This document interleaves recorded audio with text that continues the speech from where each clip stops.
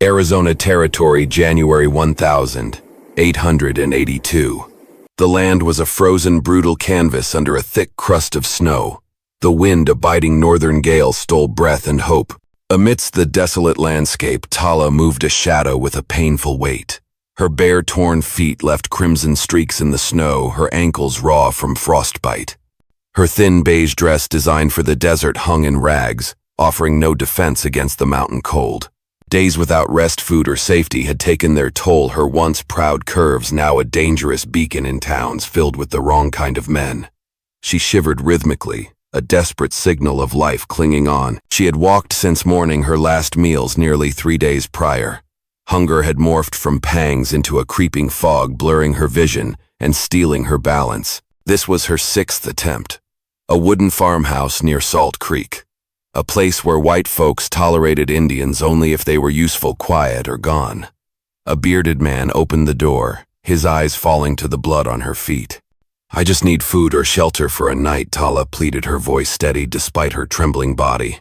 He offered no reply, just a silent, definitive closing of the door, a silence colder than any curse. Tala limped away, the setting sun painting the mountains in hues of despair.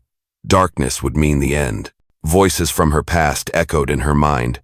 Her uncle's shame, her cousin's accusation, the tribal elders' damning pronouncement. "You do not belong here anymore." Her crime: accepting a blanket from a white man, an act deemed an invitation to trouble, a disrespect to her ancestors. Was she to die for it? She walked until her body gave out, collapsing into a ditch before forcing herself upright. Snow clung to her dress, her rags where boots once were. Then a thin plume of gray smoke, a beacon in the desolate landscape. A cabin nestled deep in the pines, unlike the others. No fence, no shoveled path, just a wisp of smoke and faint boot tracks in the snow. She followed, driven by an instinct beyond thought. Reaching the porch, she leaned against a rough, frozen post and knocked. Her hand barely made a sound. She knocked again, then pressed her forehead to the doorframe, trying to steady her ragged breath. The door opened slowly. He was taller than she expected, lean, with a rough face, mid-40s, and sunken but watchful blue eyes. A limp was evident in his favoring of his left leg. His heavy gray coat was dusted with snow, his hand resting loosely on the doorframe. "Please," she rasped, her jaw trembling. "Don't let me die out here." Then a desperate offering she wasn't proud of: "I could be a good wife to you." Not because she meant it, not because she had anything left to give, but because she had nothing left to lose. He remained silent, his gaze sweeping from her feet to her bruised legs, then to the torn neckline of her dress. He didn't leer or frown. He simply stepped back and held the door open. She stumbled inside. The cabin was small but clean, filled with the scent of wood smoke, pine, and meat. Traps and tools lay near the door, a hunting rifle propped beside a workbench. One cot, one chair, one table. He shut the door without a word. Tala gravitated to the stove, warming her hands. Her knees buckled, and he reached out, steadying her elbow before stepping away. He handed her a thick wool blanket smelling faintly of pine. She wrapped it around herself, hunching near the fire. He ladled hot, greasy meat stew from a pot on the stove into a tin bowl and set it on the table. Tala sat on the floor, holding the burning bowl close, drinking slowly, grease running down her chin. She didn't care. The man whose name she still didn't know sat across from her, watching without staring. He asked no questions, offered no judgment. When she finished, she leaned her head back against the wall, eyes closing for a brief second. When she opened them, he was still there. "Thank you," she whispered. He nodded, then brought her the top blanket from his cot and pointed to the bed. She hesitated. "Sleep," he said, his first word. She swayed, then walked to the cot, laying on her side back to him. Her body ached a distant pain. She clutched the extra blanket, trying not to shake. The fire crackled, the wind howled. She didn't know who he was or why he helped, but he had opened the door, given her food and shelter, and asked for nothing in return. That alone brought tears to her eyes. She buried her face in the blanket finally, allowing herself to breathe deeply. When Tala awoke, the cabin was dark save for the low orange glow of the dying fire. The outside cold pressed against the walls, a steady, dangerous presence. Her body was sore but warmer than it had been in days. She sat up slowly, brushing her hair back. It had dried stiff with sweat. Calder Ridge sat in his chair by the stove, half-shadowed head tilted back, asleep or nearly so. His coat and boots were still on his rifle within reach. He hadn't left, nor had he approached her. She studied his face etched with lines that looked carved, not grown. His jaw was strong, covered in stubble, his eyes sunken from years of squinting. He looked like a man who never asked for much and expected even less. His limp, his stiff right leg, his shallow sleep. All signs of a life lived hard. Her thoughts, though slow, were clear. He could have taken advantage of her desperation, but he hadn't. He hadn't even asked her name, a fact that bothered her in a way she couldn't yet comprehend. She pulled her knees into the blanket and rubbed her feet, pain shooting up her legs. Frostbite was setting in. As she unwrapped the bloody cloth, she hissed and he stirred. His eyes opened, locking onto hers. He didn't move or speak, just watched. She held his gaze for a moment, then looked down, continuing to clean her feet. Blood smeared on the wall. He rose slowly, stiffly, and walked to a small shelf near the stove, retrieving a tin of salve and a roll of linen. He crouched beside her. Tala tensed her hands, clenching. "I'm going to hurt you," he said, his voice low and gravelly from disuse. She nodded, not looking at him. He set the supplies down. "You do it then," he added, then stood and returned to his chair. It took her a second to understand. He was giving her control. He wouldn't touch her without permission. His face was unreadable as he poured something into a tin cup, likely whiskey, and began carving a small curved piece of wood, a comb. Tala slowly applied the salve, wincing with each touch, but a calm settled in her chest. Not trust yet, but relief. When she finished, she looked at him. "You live here alone," she rasped. He nodded. "You got a name?" He paused. "Calder. Ridge." She nodded. "Tala." He didn't respond, but his eyes flicked to her for a half-second. It was enough. She lay back on the cot, lulled by the warmth. She didn't ask why he was there, guessing the reasons from his worn appearance and guarded demeanor. But questions remained. Why hadn't he turned her away? What did he see in her, a desperate woman offering herself for shelter? And why did she feel safer with this stranger than with her own people? The fire popped. Calder didn't flinch, his knife steadily shaping the wooden comb. Her eyes began to sting. She rolled onto her side, facing the wall, the blanket pulled tight. She didn't cry, but her throat ached with unspoken weeks of pain. The silence in the room no longer felt like punishment, but like space to breathe. In the morning, she would offer to help, determined not to be useless. But tonight she would rest. Outside, the wind pressed against the door, snow blew sideways. Inside, a man who hadn't let anyone in for years sat carving for the woman sleeping in his bed. They didn't speak, but something had begun. The next morning, the cabin was still the fire, a low ember. Tala woke to dull aches, her feet throbbing, but she could move them. Calder was gone, his blanket folded, his boots and rifle missing. Fear tightened her chest. Had he changed his mind? But then she saw him past the tree line, moving slow but steady, a rabbit over his shoulder. She knelt by the stove, fumbling with the flint until a spark caught. It took time, but she did it. By the time Calder returned, water was boiling. He dropped the rabbit, glanced at her and the fire, and gave a short nod. He skinned the rabbit with quiet precision, his hands efficient. "You hungry?" he asked without looking up. "Yes," she nodded. "Give me a few." She stepped aside, unused to this quiet cooperation. In her tribe, voices filled every space. Here, only necessary words were spoken. He cooked the meat, simply seared over the fire, unseasoned. Her stomach growled loudly as the smell hit. He handed her a chunk wrapped in cloth, then sat across the room with his own, chewing slowly. They ate in silence, not an uncomfortable one. Afterward, Tala washed the dishes, her hands shaking in the cold water. Calder watched, but not with the usual male gaze. "You got anyone looking for you?" he asked. "Number family?" "Not anymore." He nodded. She hesitated. "They cast me out." He didn't respond. "I didn't do anything wrong. Just spoke to a trader passing through. He gave me cloth. My uncle said I was inviting trouble." The elders believed him. Calder's jaw worked, but he stayed quiet. "Why'd you let me in?" she asked, looking at him closely. He set his cup down, leaned back, eyes on the ceiling, choosing his words. "Didn't see the point in letting you die," he said. "Wasn't right. Most people wouldn't care. I'm not most people." That was it. Simple, unpolished, honest. She could live with that. Later, he took her outside. The snow reached her knees, but she didn't complain. He showed her how to stack firewood, how to check trap lines. He didn't hover, explaining, once watching her do it, then moving on. Her fingers were clumsy at first, then steadier. She split kindling, her arms aching, but she kept going. When she dropped a piece, he picked it up without comment. This became their rhythm. Do what you can, take your time, say little. As the sun lowered, she returned inside, her cheeks flushed, breath visible, but with more strength in her steps. She swept the floor with a broom she found. Calder returned carrying jerky. He glanced at the swept floor, and a corner of his mouth twitched almost a smile. That night she helped cook, slicing potatoes while he boiled meat. The table creaked as they sat opposite each other, steam rising. It wasn't a home yet, but it wasn't empty either. After eating, he carved in silence again. She sat by the fire, mending one of his torn shirts with thread from a rusted tin. When done, she folded it neatly and placed it beside him. He looked at it, nodded. "You can stay," he said quietly. She looked up, her heart thudding. She didn't smile, not yet. "Thank you," she said. He banked the fire. She crawled into the cot and he took his place in the chair. But just before drifting off, she spoke again. "You're not like the others." He didn't answer, but she heard him shift a small sound, as if her words had moved something in him. Outside, the wind seemed less loud. The days settled into a rhythm neither spoke of, but both respected. Calder rose first, stoked the fire, checked traps.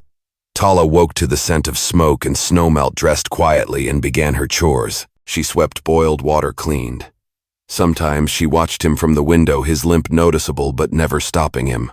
Other times she joined him outside, wordless, learning the land, the traps, the animal signs. He showed her once, and never repeated himself. She respected that. He respected her for not needing more. When she stumbled, he simply offered a steady hand, which she took and released quickly. He didn't comment. By the fourth day, her movements had changed. She no longer walked as if unsure of her welcome. She didn't ask before cleaning his tools or heating the stew. She hummed while she worked quietly, filling the silence with something warmer than breath. That night, as snow tapped at the windows, Tala sat by the stove with a bowl of hot broth. She wore one of his wool shirt sleeves rolled, hemmed loose around her thighs. Her own mended dress hung near the fire, but she preferred the shirt for comfort, for the way it fit now. Not of desperation, but belonging. Calder sat across from her, the unfinished wooden comb resting on his knee. "Is it for me?" she asked, eyes flicking to it. He looked up. "Yes." She paused. Why he didn't answer immediately, then handed it to her. "Your hair is always in your eyes," he said. She took the comb, turning it in her fingers. Simple, smooth, carefully crafted. It had taken him hours. More than a tool, it was a gesture. She combed slowly through the knots, wincing. He watched for a moment, then looked away. When finished, she leaned closer to the fire, her arms resting on her knees. The shirt slipped, revealing her shoulder and the curve of her chest. She didn't adjust it. "You lost someone?" she asked softly. "My wife." "How long ago?" "5 winters. Tala nodded. "I lost people too. Not by death, but it feels the same." He looked at her now, truly saw the weight behind her words, how her fingers curled into the shirt, holding it like a shield. He didn't ask for names or stories, respecting her silence as she had respected his. "Do you miss her?" she asked. He didn't blink. "Every day." Tala's throat tightened. She lowered her eyes. "I'm not trying to take her place," she said. "I know." A long pause. "But I don't want to leave either." "You don't have to." Something shifted. Then a quiet that wasn't empty. A silence with weight. Tala stood and walked to the cot, but instead of lying down, she turned back to him. "Will you sit beside me?" He didn't move for a few seconds, then rose slowly, his right leg stiff, and crossed the room. He sat at the edge of the cot, hands resting on his knees. She sat beside him, not touching, just close enough to feel his warmth. Her voice was low. "You could have had me the first night. I offered myself. I don't want someone afraid," he said. "And I don't want payment." She turned her head, searching his face for any performance. There was none, just truth etched into every wrinkle. She reached out slowly, placed her hand on his. His knuckles were rough cold. He didn't move. Then quietly she leaned in, her lips brushing his. Tentative, soft, not desperate, just honest. She pulled back, testing, waiting. He didn't recoil. Their eyes held. The fire crackled. Then he kissed her back. It wasn't rushed, wasn't heavy, just still, deep, steady. She leaned her forehead against his, her breath caught. "I feel safe here," she whispered. "You are." She lay down and he rose, stepping back to his chair, but she reached out, took his hand and held it for a moment before letting go. That night the fire burned steady. Neither spoke another word, but both slept without waking. The sixth day brought a pale blue sky and calm winds.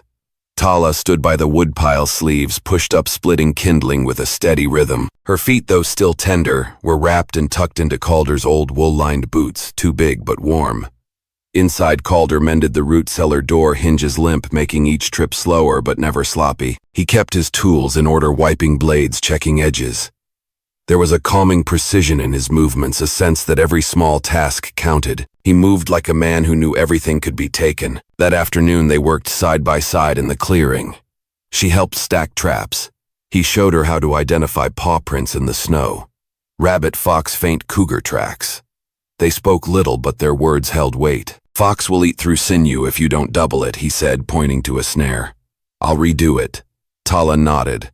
He gave her a look, half approval, half curiosity. By late afternoon she returned inside.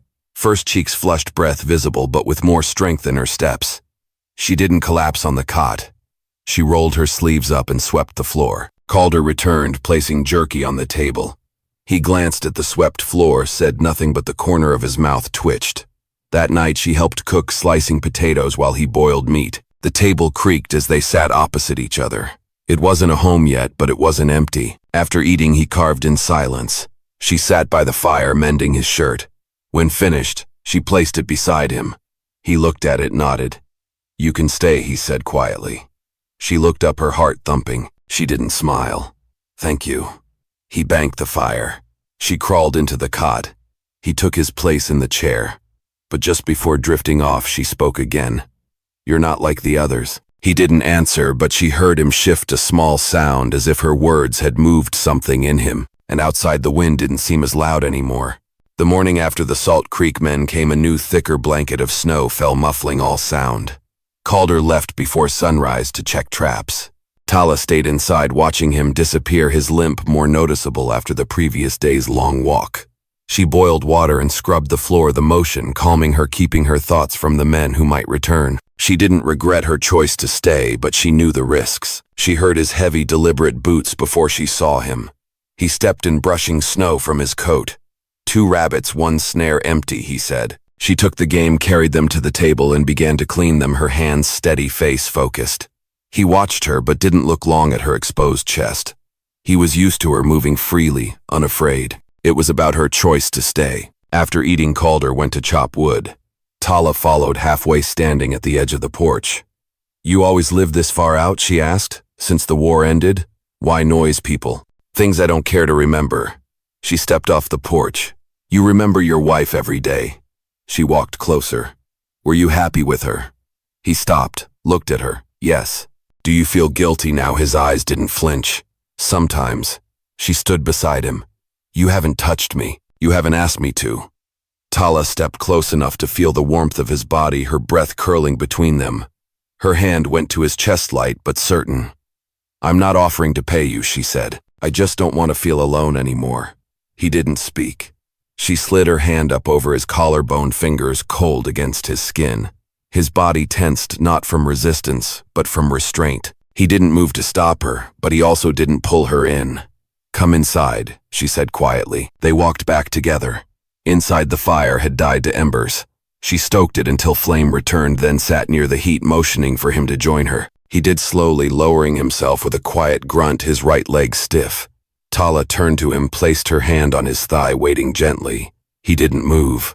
"You don't have to be afraid of hurting me," she said. "You haven't. Not once." Calder looked at her, his eyes tired, mouth hard but softening. She reached for his hand, brought it to her waist. He let it rest there. Then slowly he moved closer.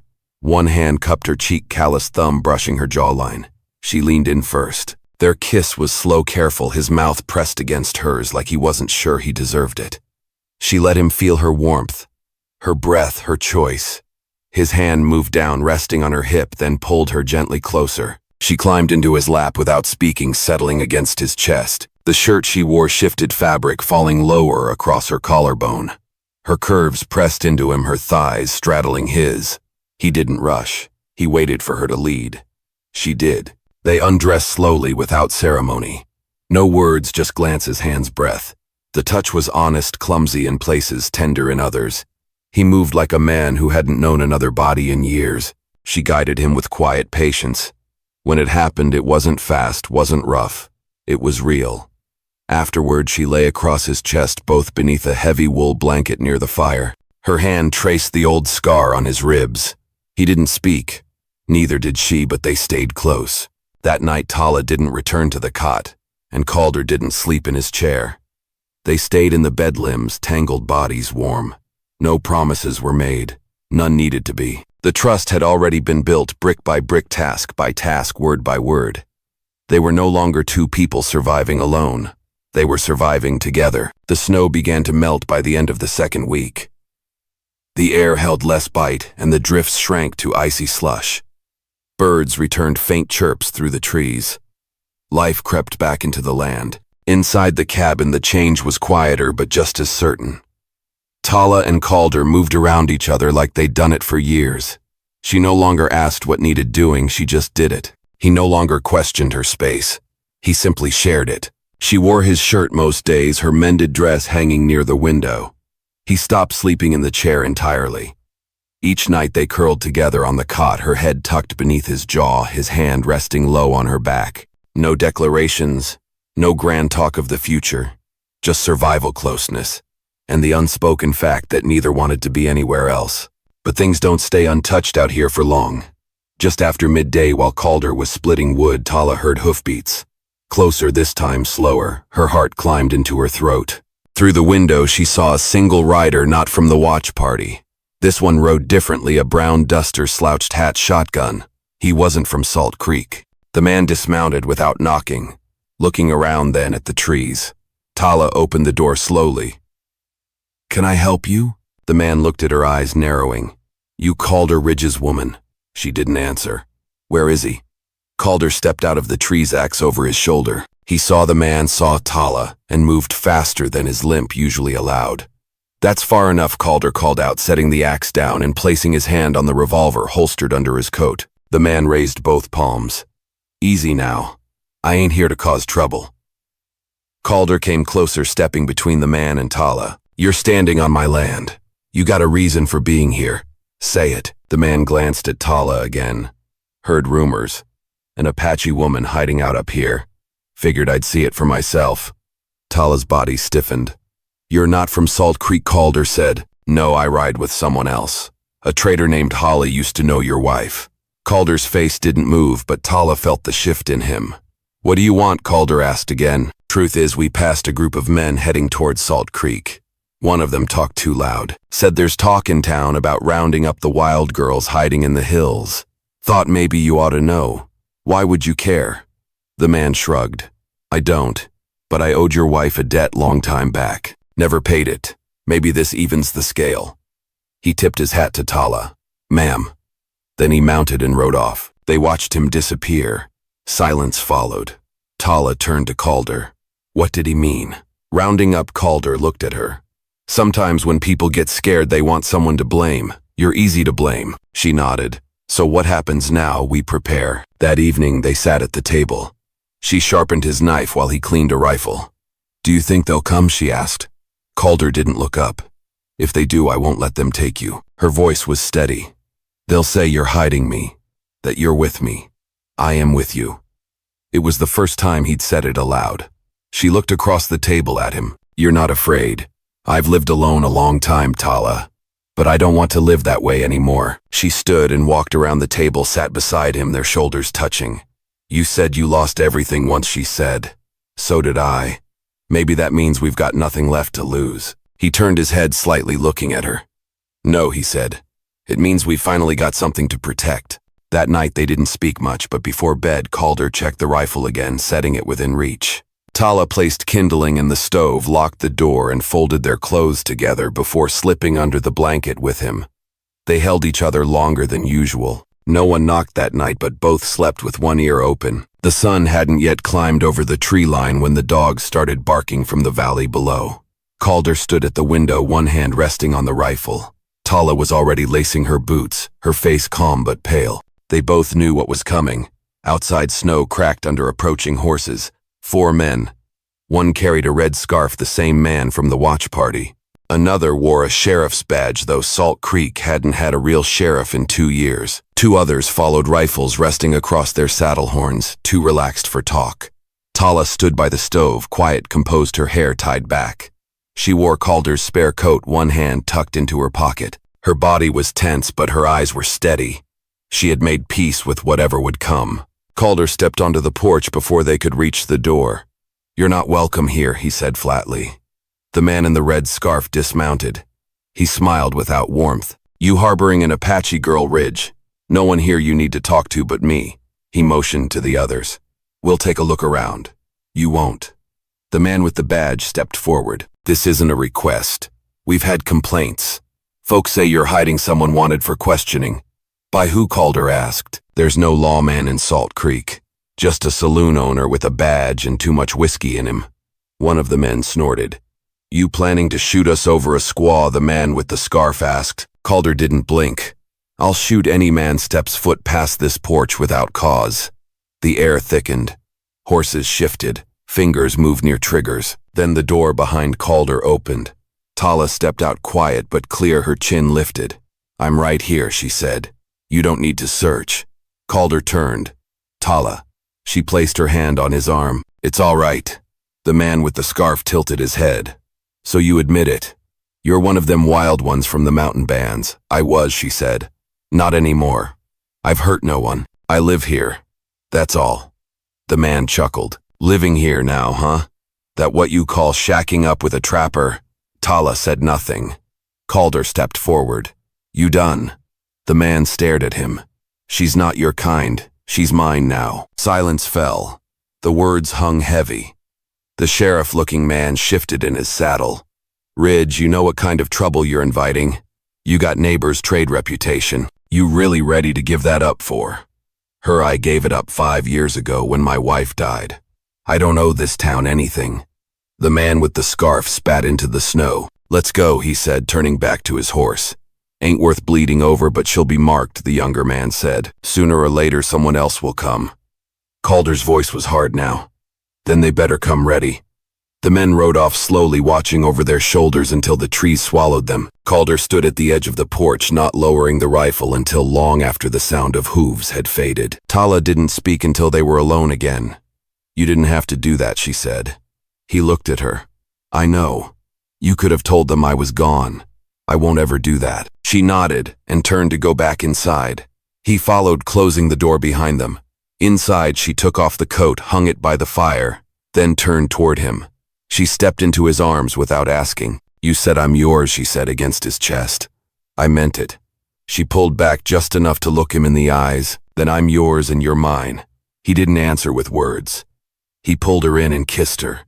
Later they laid together in the quiet, but this time something had changed. It wasn't just trust now. It was protection, commitment, a shared stand. Tala rested her head against his shoulder, fingers laced through his. "You think they'll come back?" "Probably. And if they do, we face it together." That night, as snow fell soft outside, they made love again. Slower, deeper, no longer born of loneliness or survival, but of choice. Afterward, Calder brushed the hair from her face and studied her. What she whispered, "You're still here." She nodded. "I'll stay until you tell me not to." He shook his head once. "That won't ever happen." Spring came late that year. The snow melted, slowly exposing patches of dead grass and black mud. Rivers swelled and the air turned damp and cold in the mornings, warm by midday. Birds returned, squirrels chattered, woodpeckers knocked, elk calls echoed. Life was creeping back into the land. Inside the cabin, the change was quieter but just as certain.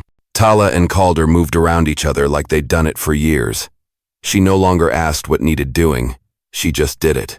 He no longer questioned her space. He simply shared it. She wore his shirt most days. Her dress hung near the window, still patched, still clean. He stopped sleeping in the chair entirely. Each night they curled together on the cot, her head tucked beneath his jaw, his hand resting low on her back. No declarations, no grand talk of the future. Just survival closeness, and the unspoken fact that neither wanted to be anywhere else. But things don't stay untouched out here for long. Just after midday, while Calder was splitting wood, Tala heard hoofbeats again. Closer this time, slower. She stood, heart climbing in her throat. Through the window, she saw a single rider, not one of the men from the watch party.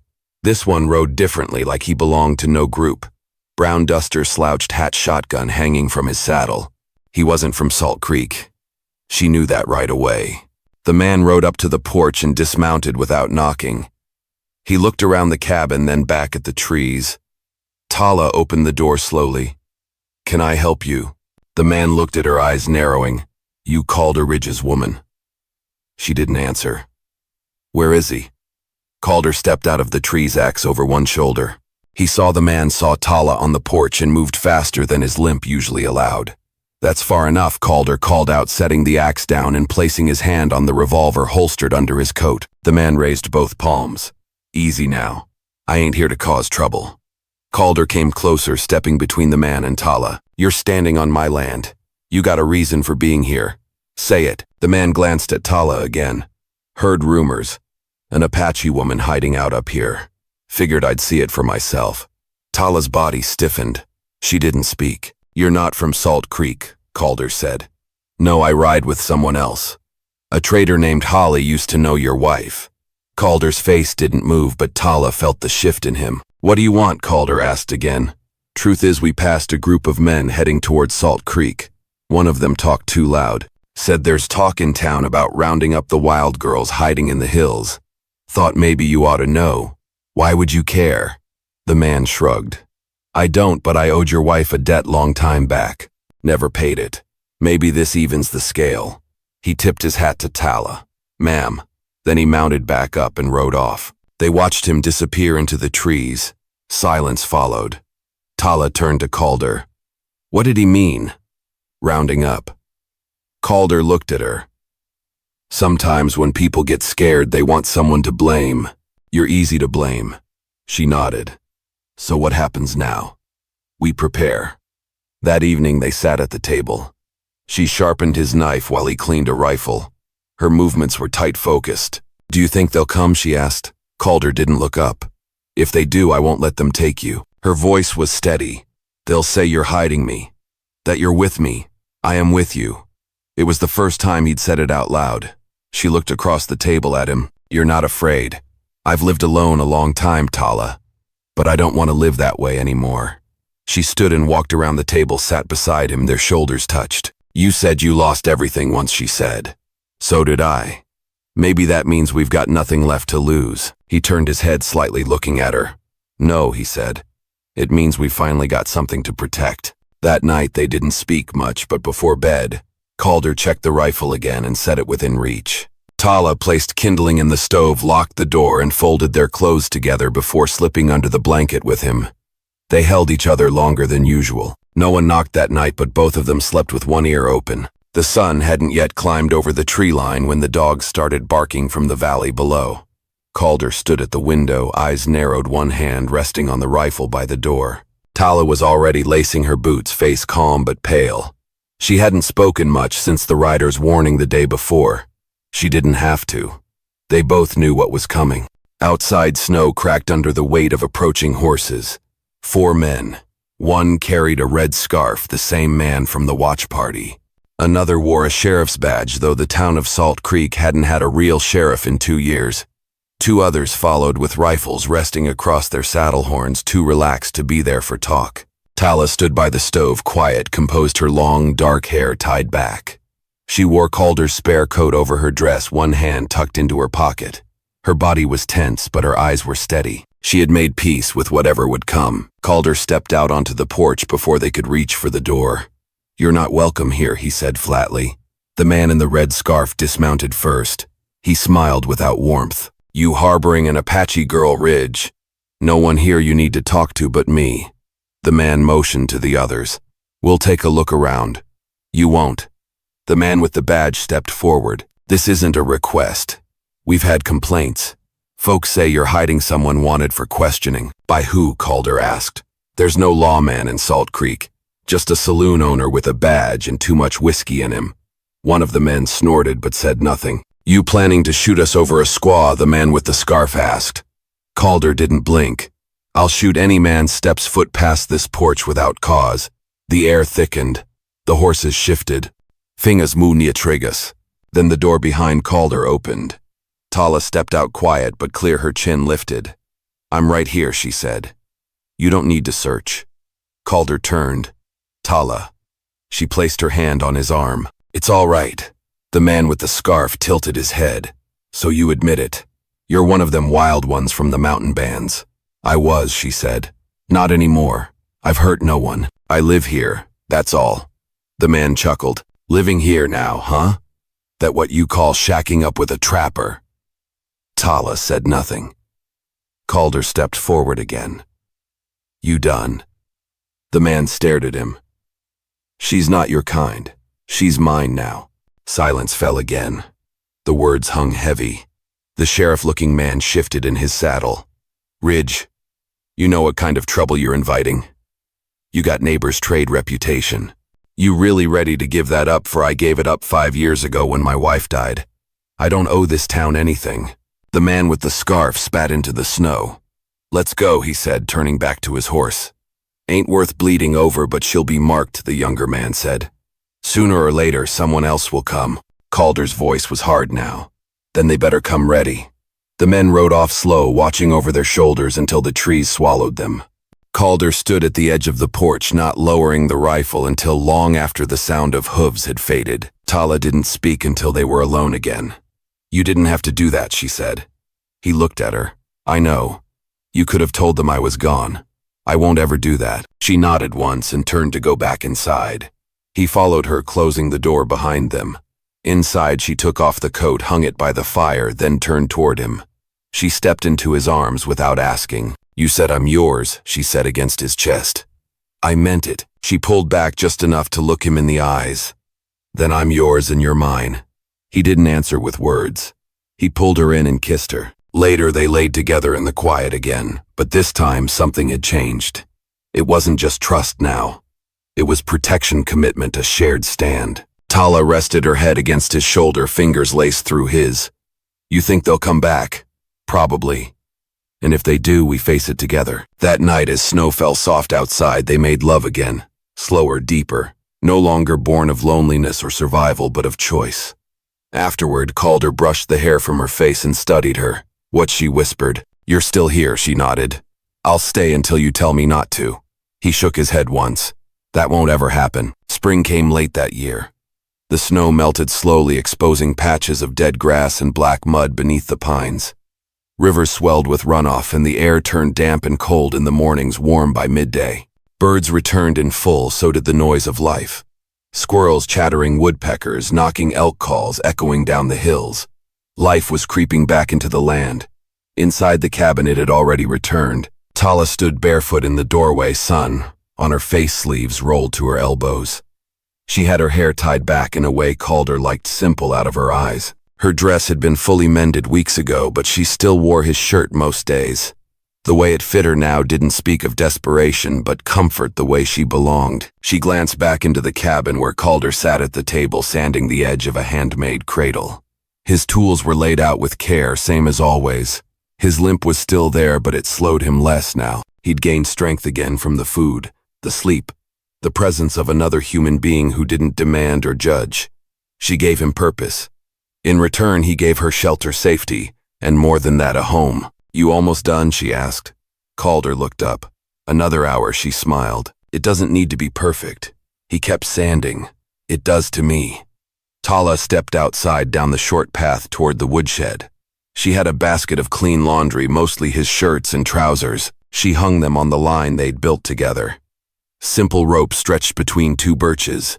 The wind tugged at the fabric, lifting it gently. It smelled like soap and pine smoke. In the distance, the mountains were still snow-capped, but the ground had softened. Calder had already started clearing a patch for spring planting.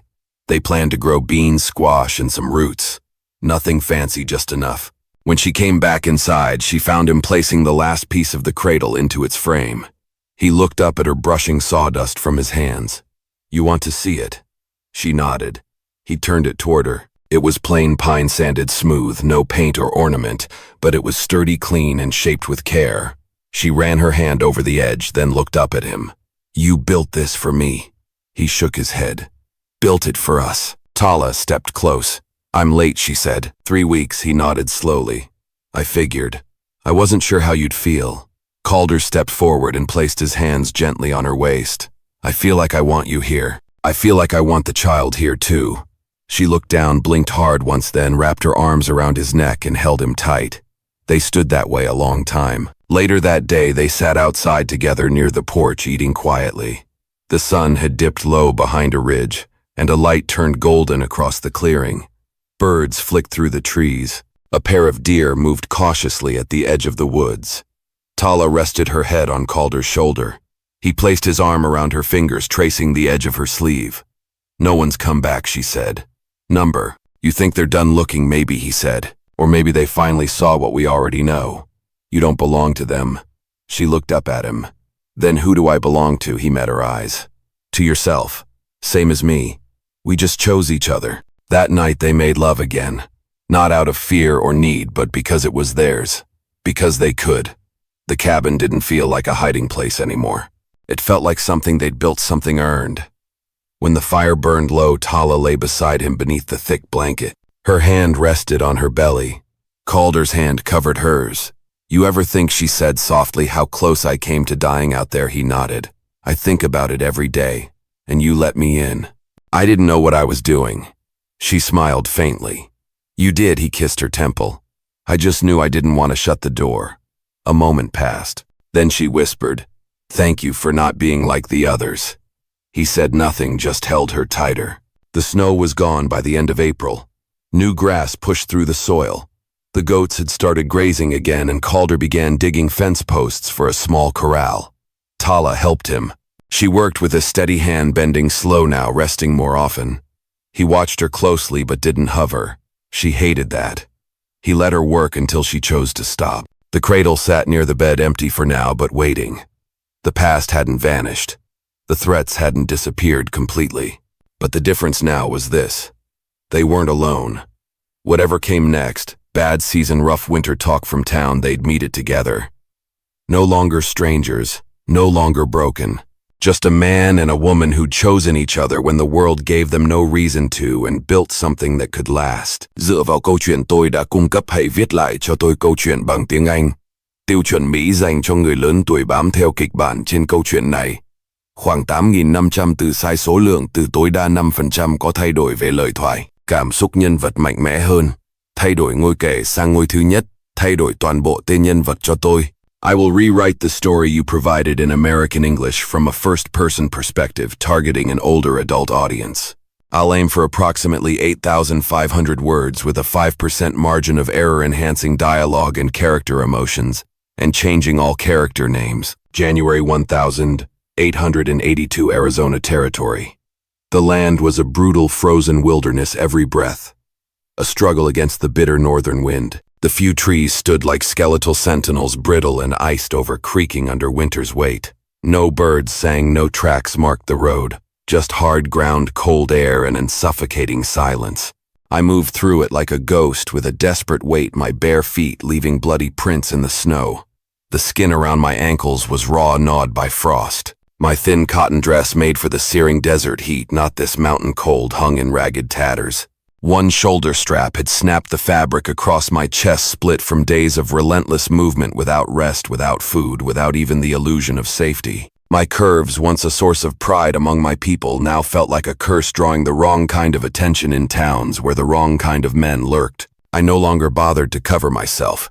The effort was a luxury I couldn't afford.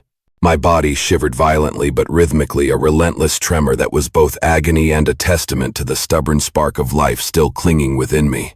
I wasn't sure how much longer that spark would last. I had been walking since dawn. Before that, I'd managed a few hours of fitful sleep beneath a snow-crusted log, pine needles, my only meager insulation. The night before that, I'd tried sheltering under the overhang of a barn on the outskirts of some nameless town, but they'd chased me off with stones and angry curses. I hadn't eaten in nearly 3 days. The hunger had long passed the point of sharp pangs. It was a slow, creeping fog that seeped into my very bones, blurring my vision, making it almost impossible to walk in a straight line. I tried knocking again. This was the 6th door that day. A small wooden farmhouse just outside the main street of Salt Creek. This was a place where white folks barely tolerated Indians, and only then if they were useful, quiet, or preferably gone. A burly bearded man opened this door. His eyes, cold and assessing, swept over me, then lingered on the blood caked on my feet. I forced my voice to remain steady despite the desperate tremble in my soul. "I just need food or shelter for a night," I pleaded, the words barely a whisper against the wind. He didn't answer. He just closed the door. No slamming, no yelling, no hatred, just nothing. That kind of silence was worse. It was the silence of absolute indifference, a void that swallowed hope whole. I stood there for a few more agonizing seconds, then turned. I limped down the steps, each movement a fresh stab of pain, and crossed the snow-covered yard. The wind, as if sensing my despair, bit harder now. It was late afternoon, and the sun was already dipping behind the jagged mountains. Once darkness truly came, I knew I wouldn't last long. The voices in my head, the cruelest companions, returned. Not thoughts, but memories. My uncle's booming voice calling me a shameful woman. My cousin, her face contorted with accusation, telling me I had cursed our family name. The tribal elder, her eyes piercing me, declaring, "You do not belong here anymore." I hadn't done anything, not really. Not anything that should warrant this slow, agonizing death.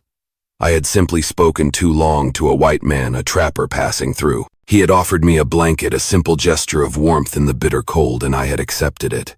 That was enough. They said I was inviting trouble, disrespecting my ancestors.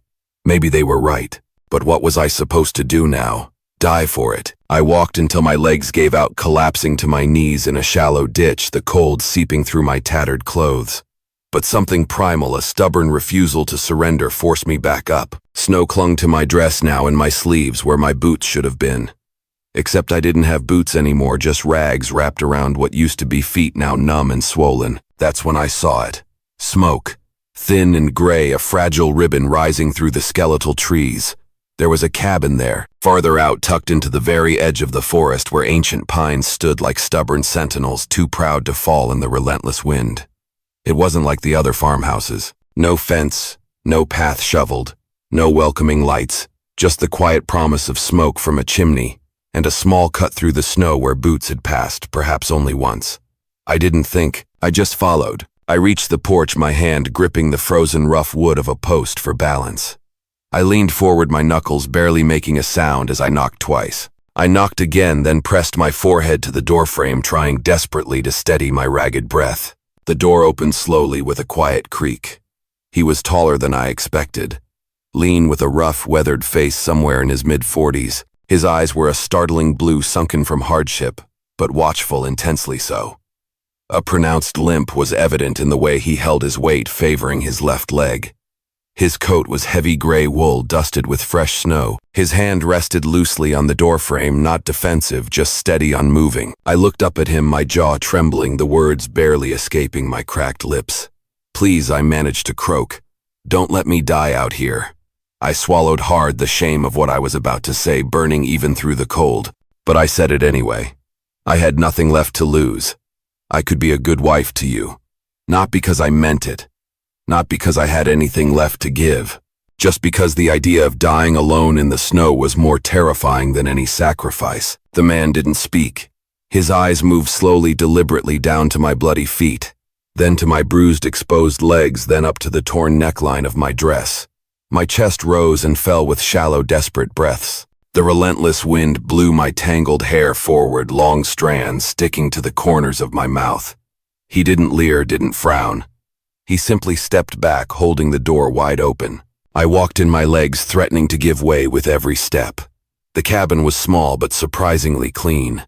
A fire burned brightly and a cast-iron stove along the far wall radiating a blessed immediate warmth. The place smelled of wood smoke, of pine, and to my starving senses the intoxicating aroma of cooked meat.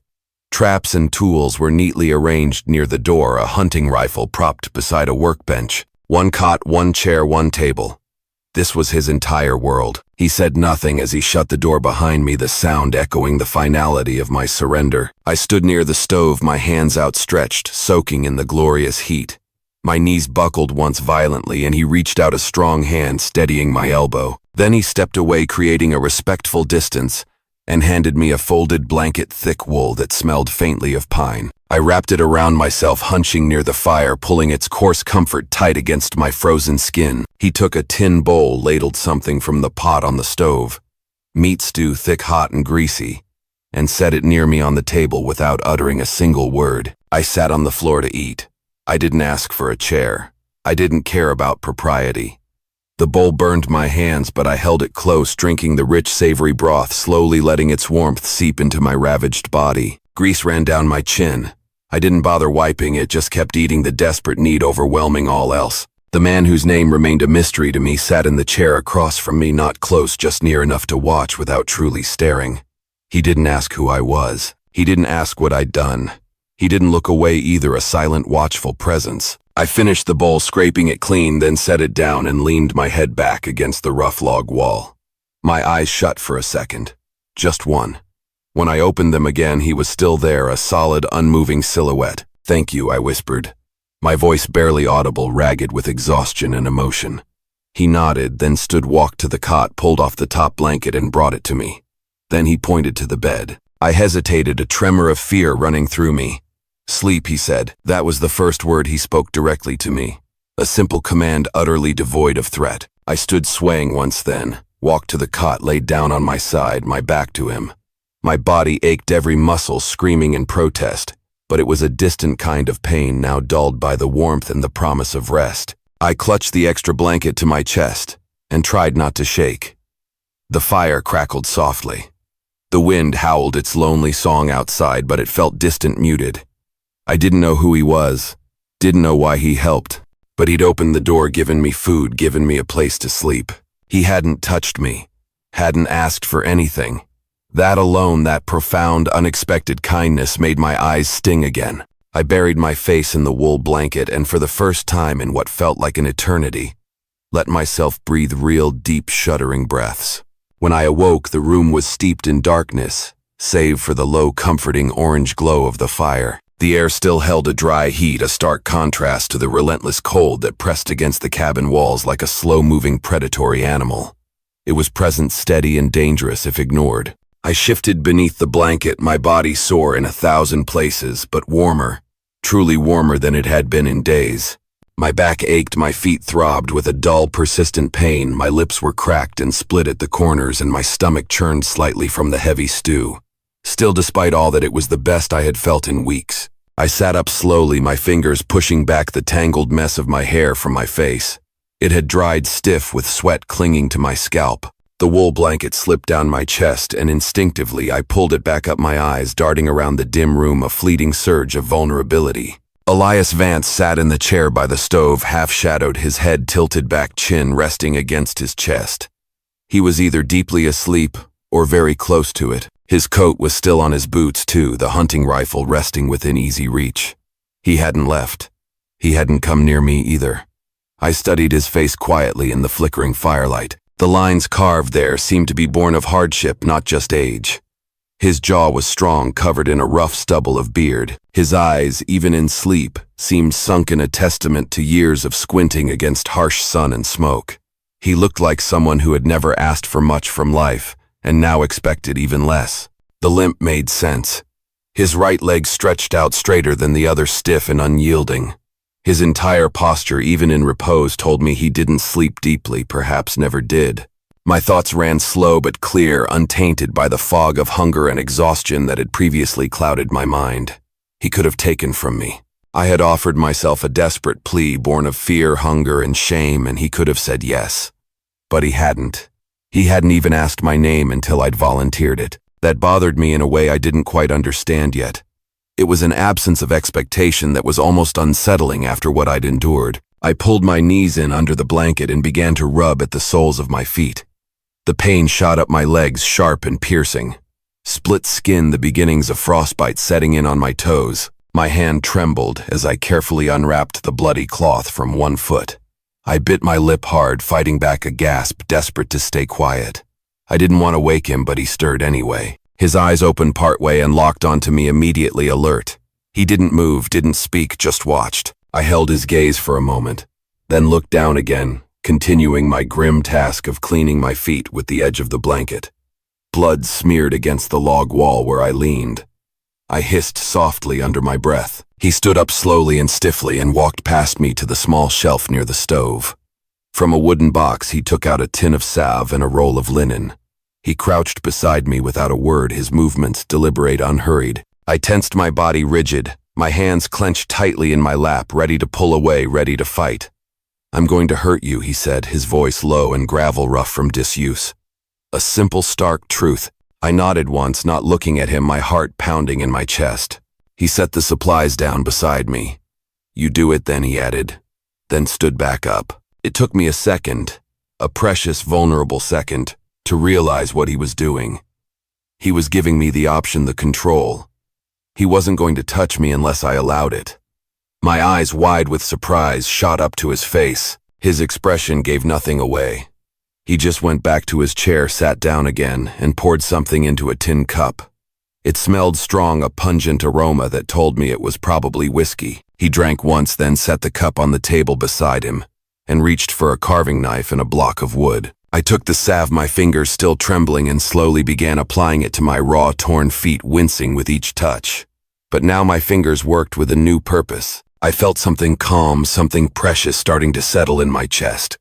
Not trust, not yet, but something close to relief. When I finished carefully wrapping the clean linen around my feet, I looked back at him. "You live here alone?" I asked, my voice rasping from sleep, still unused to sound. He nodded once. "You got a name?" I pushed, the words coming out almost involuntarily. He paused. "Elias." I waited. "Just Elias. Vance." He nodded. "I'm Anya." He didn't respond, but his eyes flicked to me for half a second, a fleeting acknowledgement. That was enough. I laid back on the cot again and let the steady warmth of the stove lull me. My thoughts drifted. I didn't ask why he was out here or what he'd done before. I could guess. The limp, the rifle, the way he didn't blink at pain. All signs of someone who had seen too much and didn't want to talk about it. But there were still questions. Why hadn't he turned me away like the others? What did he see in me? A half-frozen woman in a torn dress, bruised and dirty, offering herself for a roof. And why did I feel safer here with a stranger than I ever had with my own people? The fire popped. Elias didn't flinch. He ran the carving knife along the block of wood again, shaping something small and curved. It wasn't a weapon or a trap part. It looked like a comb. I watched him, my eyes beginning to sting again. I rolled on my side, facing the wall. The blanket pulled tight under my chin. I didn't cry, but my throat ached with the immense weight of everything I hadn't said aloud in weeks, months. For the first time, the silence in the room didn't feel like punishment. It felt like something else, something precious. It felt like space to breathe. In the morning, I would offer to help. Whatever needed, doing firewood, animals, repairs. I wasn't going to be useless or seen as a burden. I'd learned that already. But tonight I would rest. Outside, the wind pressed relentlessly against the door. Snow blew sideways across the clearing, and in a small cabin on the edge of the forest, a man who hadn't let anyone in for years sat carving something for the woman sleeping on his bed.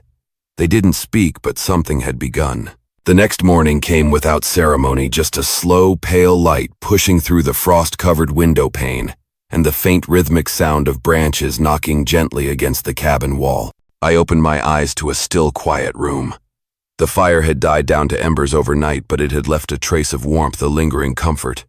I lay quiet for a moment, blinking against the dull ache in my legs. My feet still pulled from the cold damage, a persistent throb, but I could still feel them, still move them. That, I realized, counted for something. Elias was gone from his chair. The blanket he'd used was folded neatly on the floor. His boots were missing, the rifle too. For a moment, a tight knot of fear twisted in my chest. I hadn't expected to be alone when I woke. Part of me, the part that had endured so much rejection, feared he'd changed his mind in the night, left me here, or worse, gone to turn me over to someone. But then when I stood and limped to the window, my gaze sweeping across the snow-covered clearing, I saw him just past the tree line, moving slow but steady through the deep snow. He carried a rabbit over his shoulder, caught in a snare trap. His limp was obvious even from a distance, a pronounced favoring of his left leg, but he moved with a quiet determination, like a man who'd grown utterly used to working around pain. I stepped away from the window and knelt by the fire, my movement still stiff and clumsy. I added wood from the small stack beside the stove, then fumbled with the flint striker, my numb fingers struggling to grip it until after several frustrating attempts a spark finally caught. It took longer than it should have, far longer, but I didn't stop. When the fire finally came back to life, roaring with cheerful defiance against the cold, I sat back, breathing hard. I had done that. Not much perhaps, but it was something. By the time Elias returned, I had the water boiling in the pot, a small victory that warmed me more than the fire. He stepped through the door without comment, shut it firmly behind him, and dropped the rabbit onto the table with a soft thud. Snow clung to his heavy coat and to his eyelashes, turning them white. He glanced at me then at the revived fire and gave a short, almost imperceptible nod. It was a silent acknowledgement, a tiny thread of connection. I watched him begin to skin the animal, his hands moving with quiet, practiced precision. No wasted motion, no unnecessary noise. Just the occasional soft snap of tendon or the whisper of the blade against hide. "You hungry?" he asked, his voice still low, almost a rumble, without looking up from his task. I nodded, my stomach growling in eager anticipation. "Yes, give me a few." I stepped aside, unsure what else to say or do. I wasn't used to this rhythm of quiet cooperation, this unspoken understanding. In my tribe, voices filled every space. Arguments, advice, laughter, scolding. Here nothing was said that didn't absolutely need to be. He cooked the meat, simply searing it over the open fire without seasoning. The smell hit me hard, a rich primal aroma, and my stomach growled loud enough to shame me despite my efforts to stifle it. He handed me a generous chunk of rabbit wrapped in a cloth napkin, then sat across the room with his own, chewing slowly, deliberately. We ate in silence. It wasn't uncomfortable. It was simply quiet. A shared quietness. Afterward, I washed the dishes in a wooden basin. My hands shook in the cold water, but I didn't complain, didn't utter a sound of discomfort. Elias didn't stop me. I could feel him watching me, but not in the way men usually did. Not the way they had before, with a hungry, possessive gaze. His was a steady, assessing look, devoid of judgment. "You got anyone looking for you?" he asked, finally breaking the long silence. I turned, drying my hands carefully on a clean rag. "Number family." "Not anymore." He nodded once and didn't press. I hesitated, then pushed the words out, needing to explain, needing to be understood. "They cast me out." He didn't respond, just waited. I didn't do anything wrong. Just spoke to a trapper passing through. He gave me cloth. My uncle said I was inviting trouble. The elders believed him. Elias's jaw worked once, a slight tightening of the muscles, but he stayed quiet. I looked at him closely, searching his face. "Why'd you let me in?" I asked the question, carrying the weight of all my confusion and gratitude. He didn't answer right away. He set his cup down, then leaned back in his chair, his eyes on the rough ceiling, as if he were choosing his words with immense care. "Didn't see the point in letting you die," he said, his voice flat, devoid of emotion yet utterly sincere. "Wasn't right. Most people wouldn't care. I'm not most people." That was it. Sheer, unadorned truth. Simple, unpolished, honest. He didn't claim grand gestures or noble intentions. Just a basic human refusal to let someone perish when he had the means to prevent it. I could live with that. I could more than live with that. Later that day, Elias took me outside. The snow still came to my knees in places, a cold, heavy burden, but I didn't complain. He showed me how to stack the woodpile, properly interlocking the logs so they wouldn't tumble. He taught me how to check the trap lines without setting them off, explaining the subtle signs, the faint tracks. He didn't hover. He explained, once watched me do it, then moved on, trusting me. At first my fingers were clumsy, stiff with cold and disuse, but then they grew steadier, more purposeful.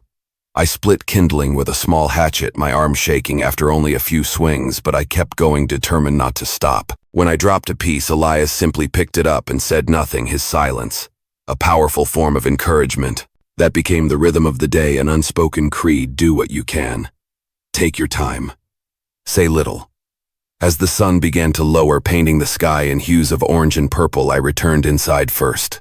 My cheeks were flushed raw from the wind, my breath still visible in the cold air, but my steps held more strength, more purpose than they had the day before.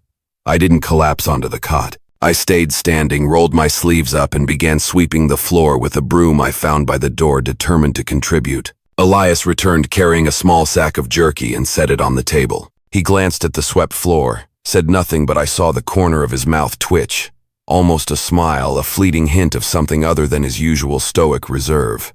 That night I helped cook. I sliced the potatoes, my hands more accustomed now. He boiled the rabbit meat. The small table creaked as we sat opposite each other, steam rising from our plates into the cool cabin air. It wasn't a home yet, not in the way I understood it, but it wasn't empty either. It was full. After we ate, he carved in silence again, his hands moving with quiet artistry. I sat by the fire mending one of his worn shirts with thread I'd found in a rusted tin, my fingers surprisingly nimble. The collar was torn, a simple tear, but I fixed it with care as if mending a part of him. I folded it neatly when done and placed it on the table beside him. He looked at it once, a quick, appraising glance, and then nodded. "You can stay," he said quietly, his voice a low rumble in the silence. I looked up, my heart giving a violent thud against my ribs. He didn't repeat himself. I nodded slowly, unable to speak past the sudden tightness in my throat. I didn't smile, not yet. But I managed to say thank you. He stood and banked the fire, preparing it for the long night. I crawled into the cot, pulled the blankets to my chin, the warmth a profound comfort.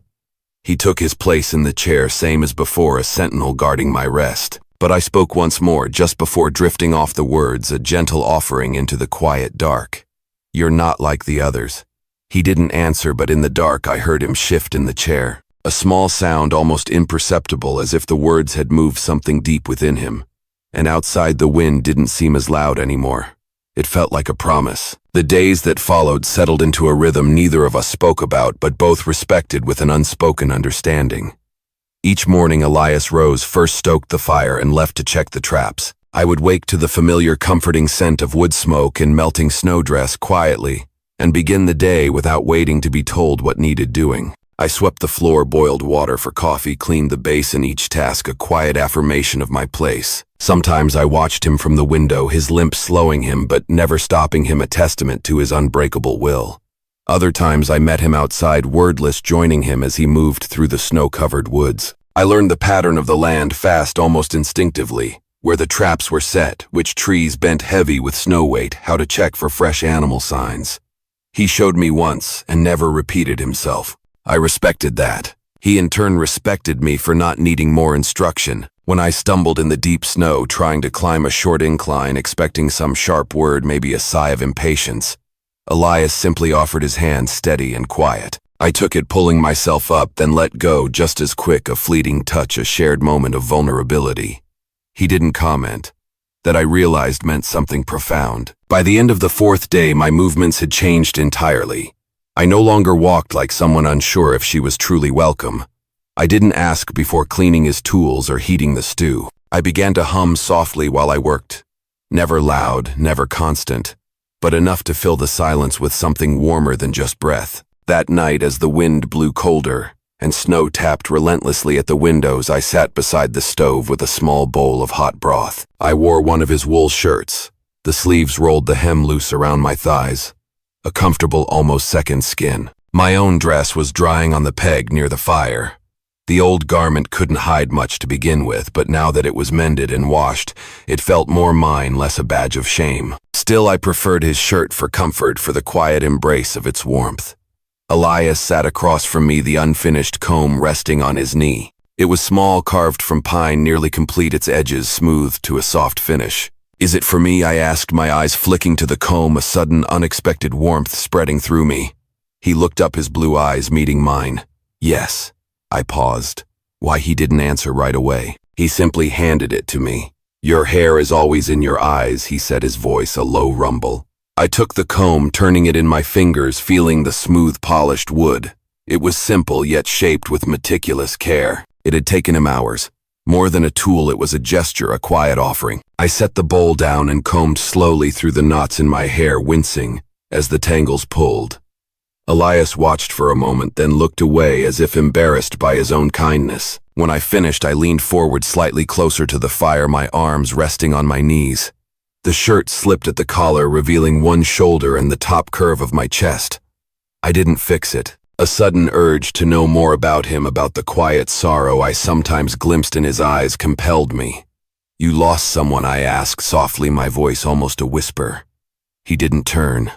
My wife. My heart ached for him, a familiar echo of my own profound loss. How long ago? 5 winters. I nodded, my voice quieter now, laced with shared grief. I lost people too. Not by death, but it feels the same.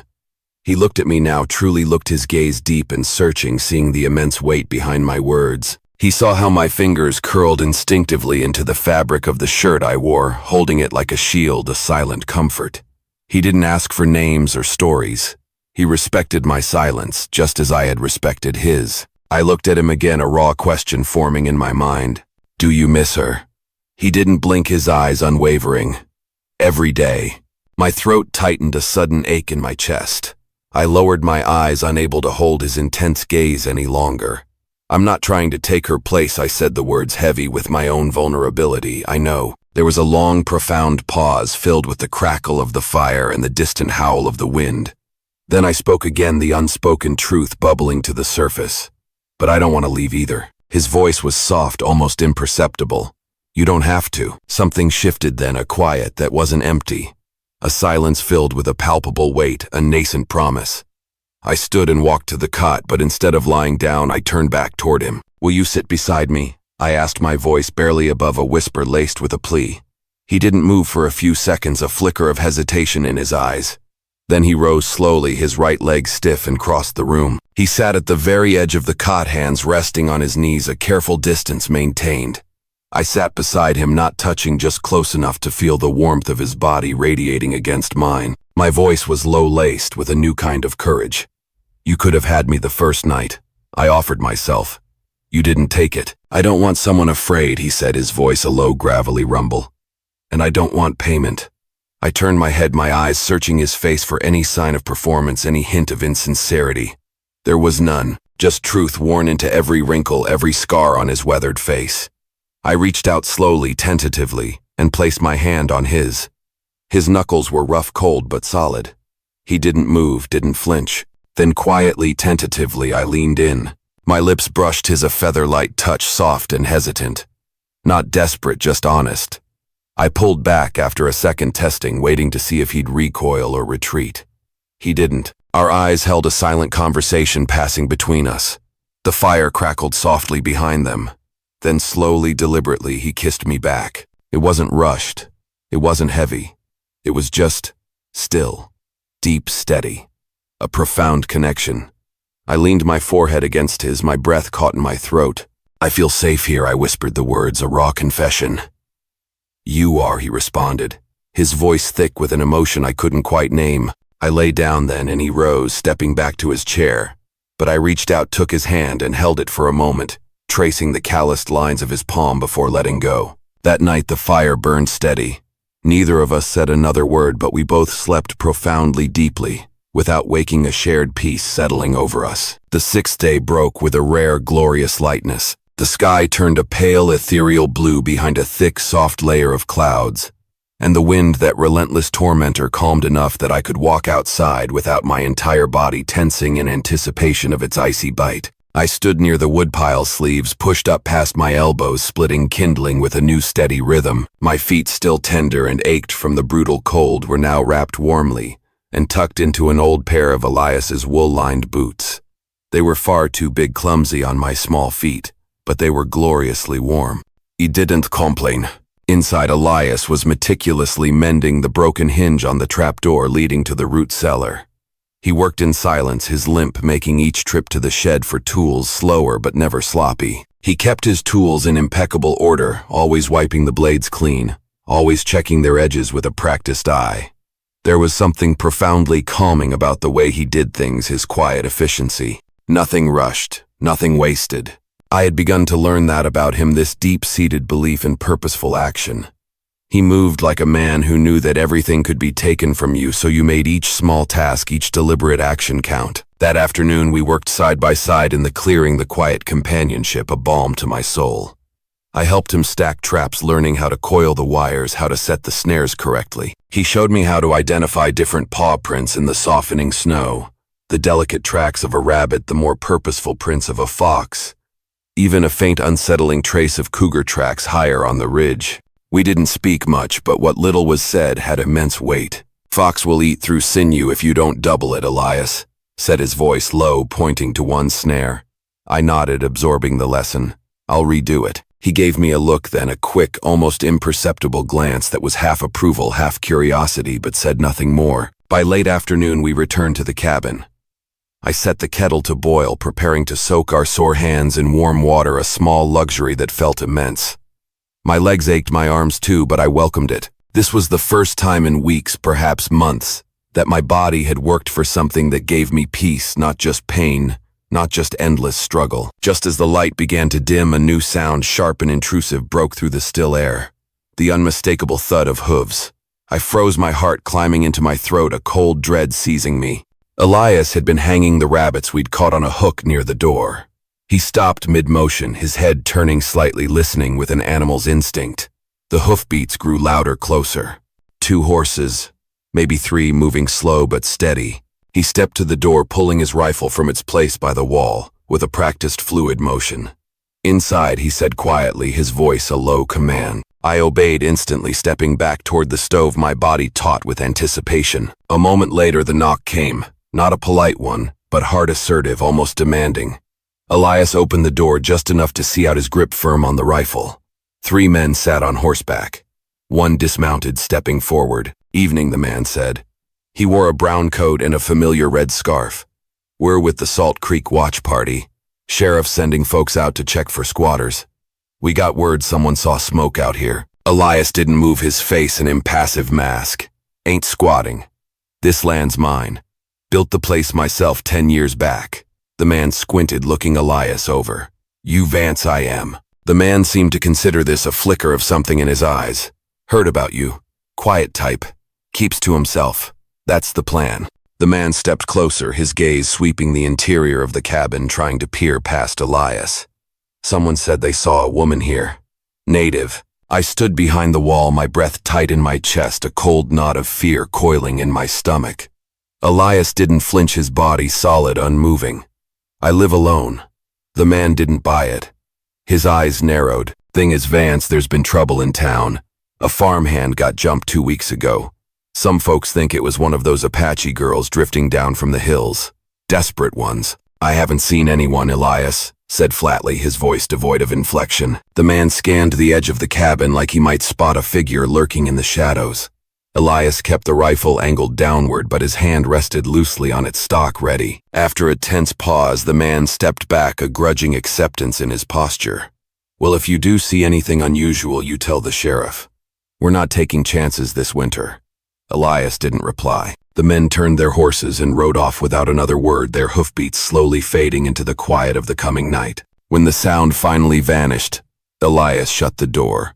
I exhaled for the first time in minutes, a shaky, shuddering breath. They'll come back, he said, his voice low, a grim prediction. I nodded, the truth settling in my bones. I know. You want to leave before they do, he asked, his blue eyes searching mine, his face unreadable. My heart pounded. Do you want me to? I asked, my own voice. Steady now, a new resolve hardening within me. He met my eyes, a profound connection passing between us. Wordless, yet absolute. Number. I stepped forward, my voice unwavering, laced with a fierce determination. Then I'll stay.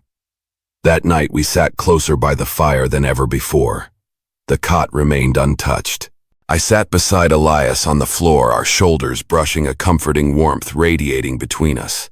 He poured me tea and handed it over without looking at me, a simple gesture of care.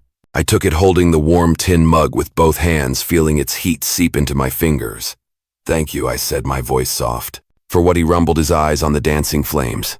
For lying. He shook his head slowly. Didn't lie. I live alone.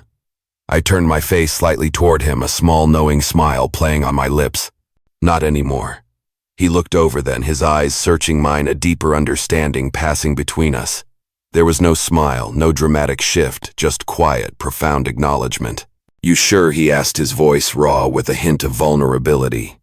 I nodded, my resolve unshakable. I've been cast out before. I won't run just because they don't like what they see. I didn't say more, didn't need to. I rested my head gently against his shoulder. He didn't move, didn't shift away, just let me rest, a silent acceptance. Outside, the wind picked up again, a soft whisper against the window pane. Inside, we sat together in silence.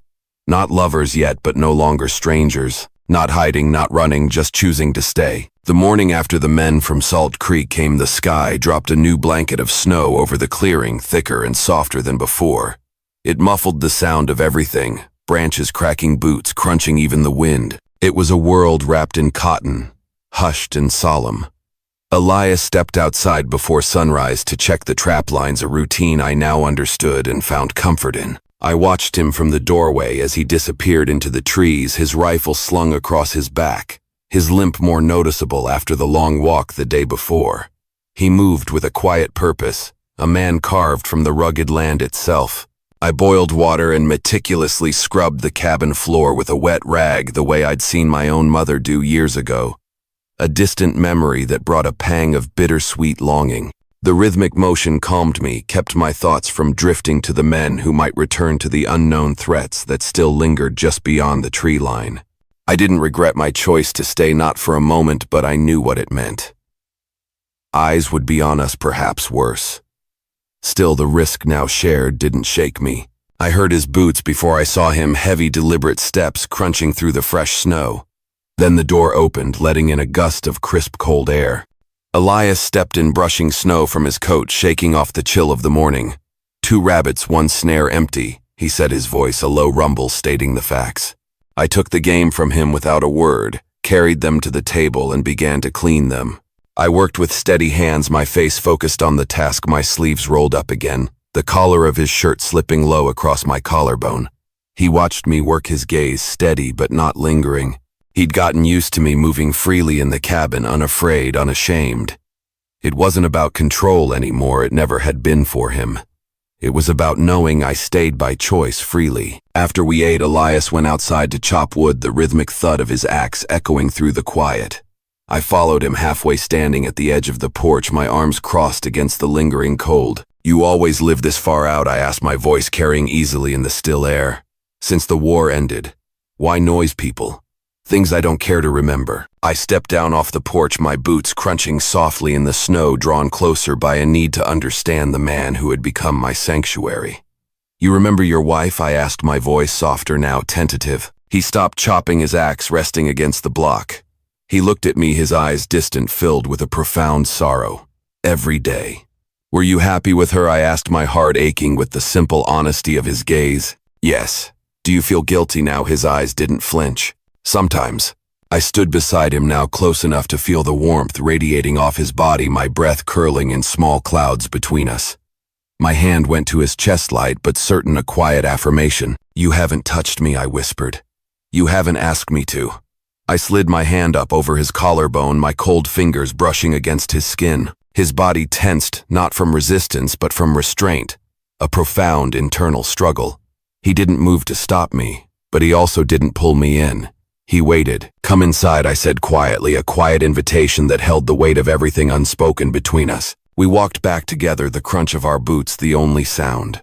Inside, the fire had died down to embers again. I stoked it until the flame returned, dancing brightly, then sat near the heat, motioning for him to join me. He did. Slowly, with a quiet grunt, he lowered himself beside me, his right leg stiff, a testament to old wounds.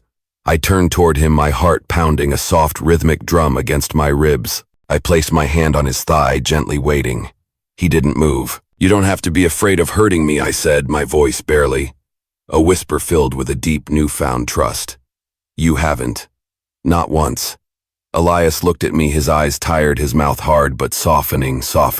I reached for his hand, brought it to my waist. He let it rest there. Then slowly, almost imperceptibly, he moved closer. One hand cupped my cheek, his callous thumb brushing gently along my jawline, a touch that was both rough and incredibly tender. I leaned in first. Our kiss was slow, careful. His mouth pressed against mine as if he wasn't sure he deserved it, as if I were a fragile, precious thing. I let him feel my warmth, my breath, the absolute certainty of my choice. His hand moved down, resting on my hip, then pulled me gently closer.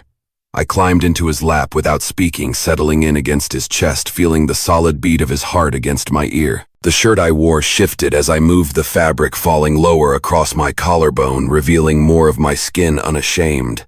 My curves pressed into him, my thighs straddling his. He didn't rush. He waited for me to lead. I did. We undressed slowly without ceremony, a quiet unfolding of trust and vulnerability. There were no words, just glances, the gentle touch of hands, shared breaths. The touch was honest, clumsy in places, tender in others, infused with years of longing and loneliness. He moved like a man who hadn't known another body in years, his touch hesitant, reverent. I guided him with quiet patience, my hands on his skin, a silent conversation. When it happened, it wasn't fast. It wasn't rough. It was real, profoundly, deeply real. Afterward, I lay sprawled across his chest, both of us beneath a heavy wool blanket near the dying fire, our bodies intertwined. My hand traced the old scar on his ribs, a silent testament to his past. He didn't speak, neither did I, but we stayed close connected. That night, I didn't return to the cot, and Elias didn't sleep in his chair. We stayed in his bed limbs, tangled bodies, warm, a singular entity in the quiet cabin. No promises were made. None needed to be. The trust had already been built. Brick by brick, task by task, word by word. We were no longer two people surviving alone. We were surviving together. Spring arrived late that year, a hesitant guest after the long, brutal winter.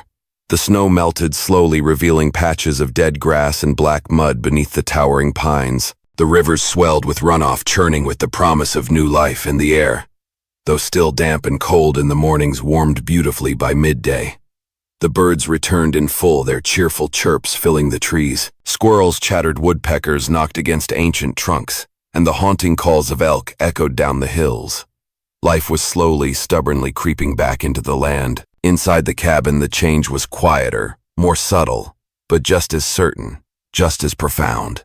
Elias and I moved around each other like we'd done it for years. An unspoken choreography of shared space and purpose. I no longer asked what needed doing. I simply did it, anticipating needs before they were voiced. He no longer questioned my presence, my space. He simply shared it freely and completely. I wore his shirt most days, its soft wool, a comfort that had nothing to do with necessity and everything to do with belonging.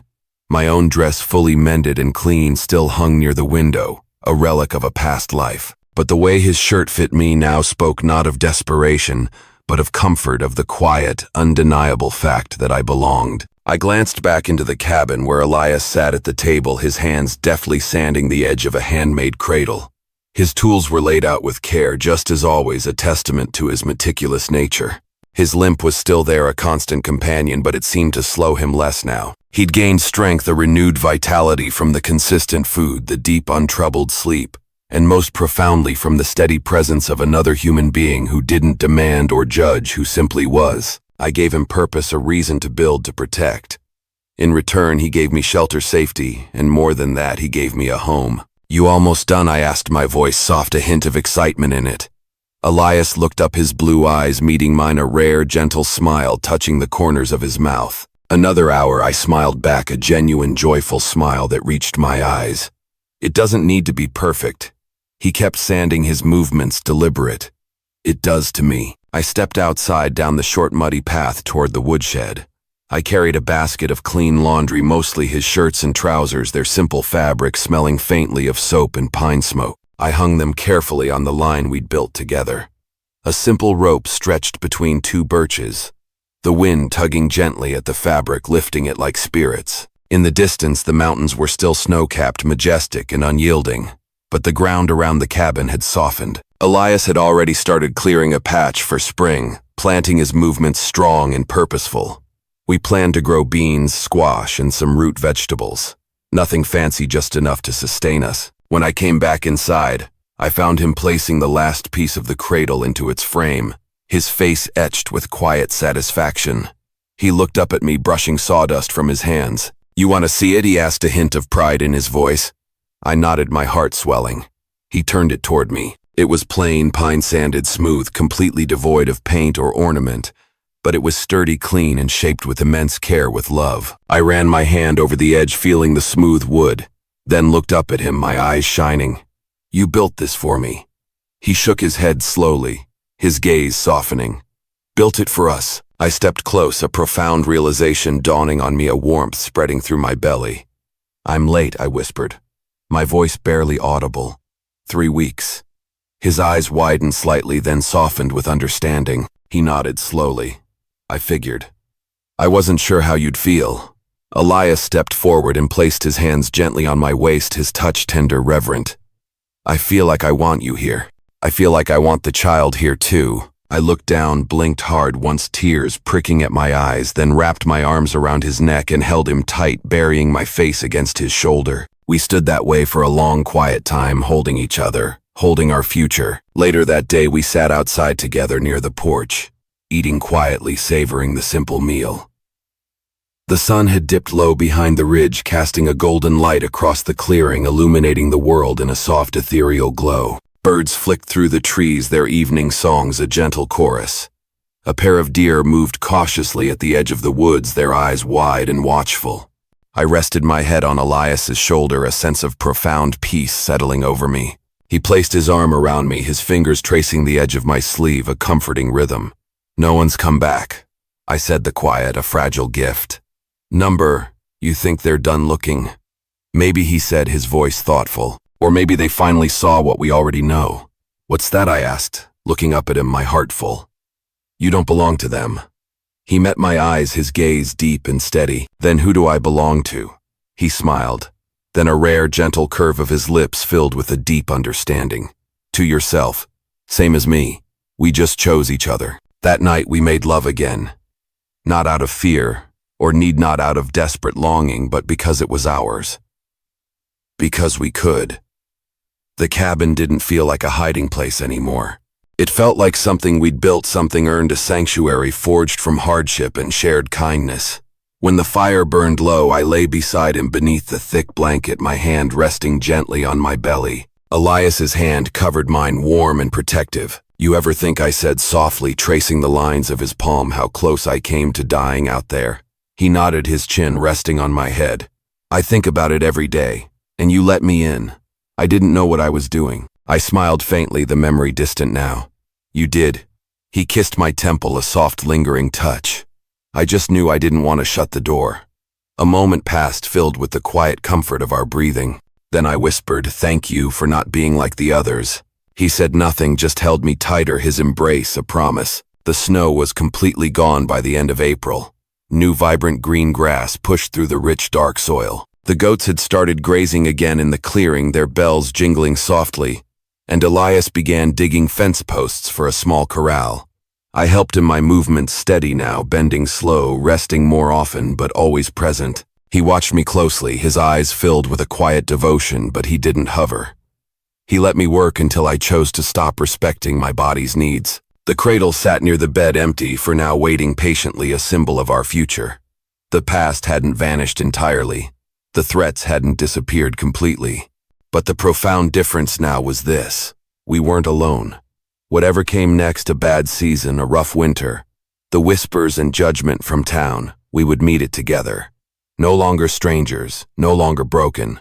Just a man and a woman who had chosen each other when the world gave them no reason to, and in that choice had built something that could.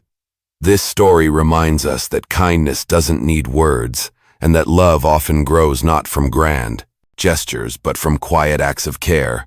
In a world hardened by loss and isolation, simply choosing not to shut the door can change everything. For older adults who have weathered life's storms, it speaks to the healing power of companionship and the importance of second chances. Even in life's winter, there is still warmth to be found through patience, dignity, and mutual respect. No matter our age, it's never too late to begin again, to build something meaningful and to protect what truly matters. Enjoying these epic Wild West stories? Hit subscribe for more gripping tales of bravery, conflict, and unexpected heroes. Now tap the video on screen to experience a story with a twist you'll never forget.